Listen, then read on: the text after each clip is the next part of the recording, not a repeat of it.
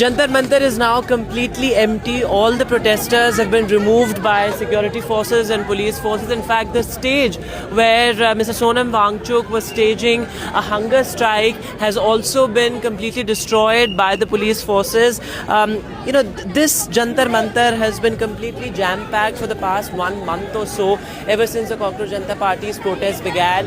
And of course, the protest really gained a lot of momentum after Mr. Sonam Wangchuk declared an indefinite hunger strike. He's still on a hunger strike, by the way. That's what his wife has announced. And now all the protesters who've been removed from Jantar Mantar have now come out, and this is where they are staging a sort of a sit-in. This is a huge group of students which is continuing to raise slogans, which is continuing to demand Education Minister Dharmendra Pradhan's resignation.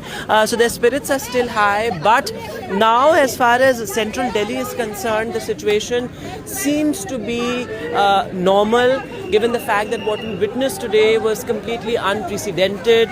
There was police brutality that was unleashed on protesters. There were some isolated incidents of violence on the part of protesters as well.